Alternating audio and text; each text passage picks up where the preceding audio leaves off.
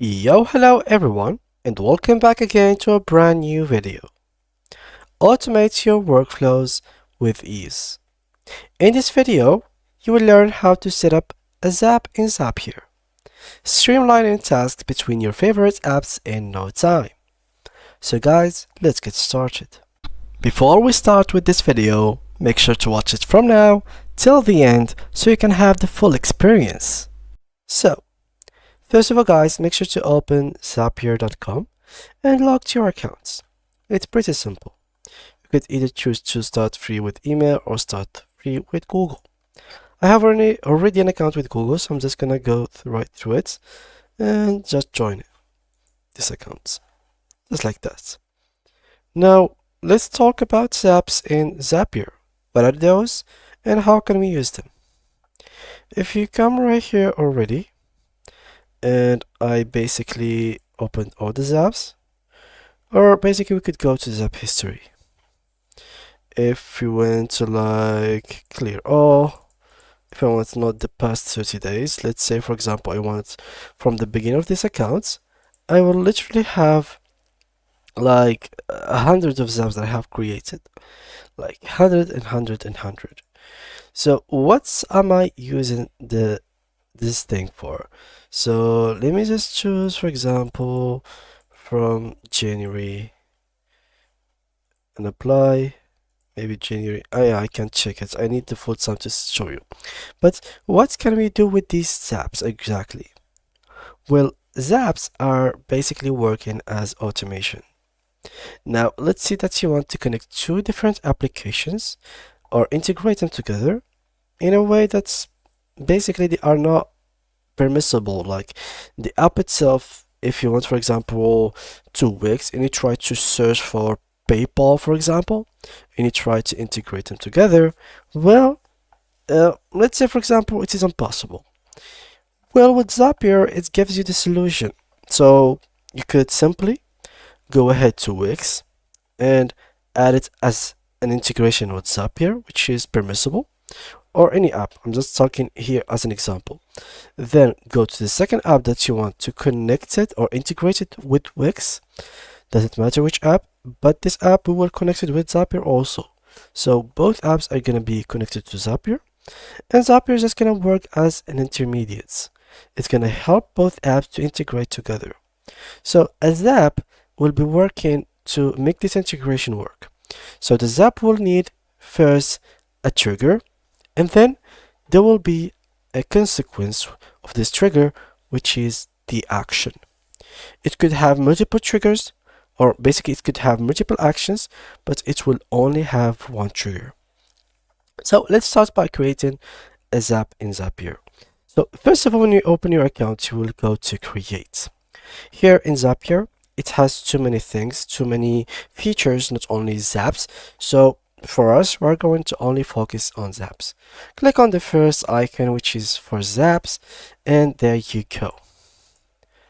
Now in this area, as we talked about previously, there is the trigger and the action.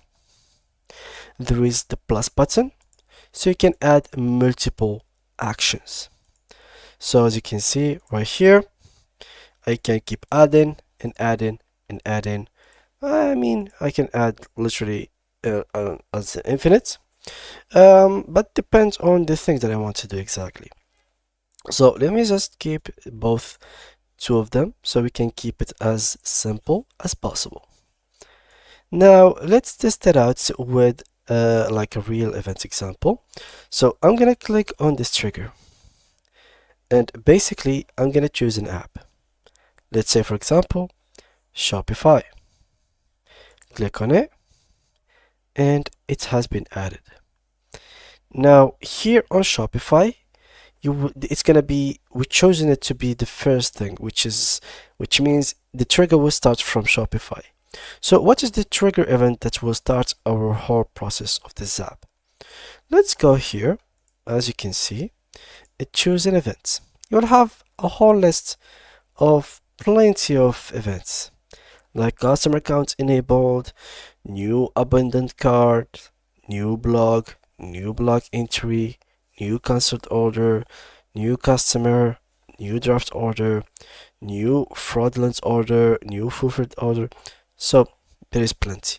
There is a lot of them. There is this instant icon, so it can be instantly made. So this zap will trigger as soon as new event happens. And the next thing, once you have like added the trigger itself, you don't go for action, but in fact you go to the account. So you need to have trigger, yes? So this trigger has to be coming from an account, a website. So here you will have to select the specific account that whether you are going to have all this app connected with. So you could normally will not have these three accounts. These are my accounts. Normally you have to click on create new accounts, and from here this will be opened, and basically it varies depending on the app itself.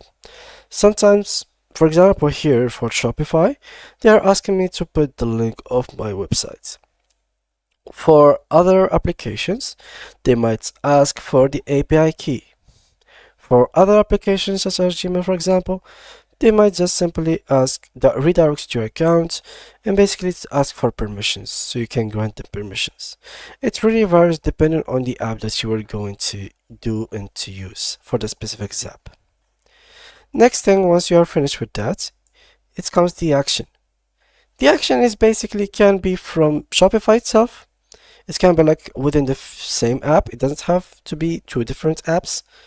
And it can be another whole app. For example, something like unrelated to Shopify. Let's say, for example, Facebook page. So whenever there is an updated order, let's say, like I'm gonna create page posts on Facebook. Like it doesn't make sense, but yeah, this is the action event that I have chosen. Next thing is basically the same. So the same process that you made within the trigger, you will just redo it within the action. So you have to go to accounts and basically sign in with your account Facebook page. So if you click on sign in, here as an example Facebook, they are basically asking you for the email and the password, or username and the password. So this is entirely different than what you saw in Shopify. And once you're done, you simply have to go right here and click on publish. It didn't allow me since I didn't connect both accounts, but you guys will have it perfectly done. And once you are done with the subs, make sure that you have enough task right here, as you can see. So I think task is basically when like a trigger and action are done. So for example, when there is one order updated, a post will be created on Facebook. This is one task. So when 100 are done, you will be limited. So the rest of the orders and Facebook pages posts will not be created. So make sure to have an upgraded premium account for that. And that was pretty much it, guys, for today's video. Thank you a lot, and see you guys in the next tutorial.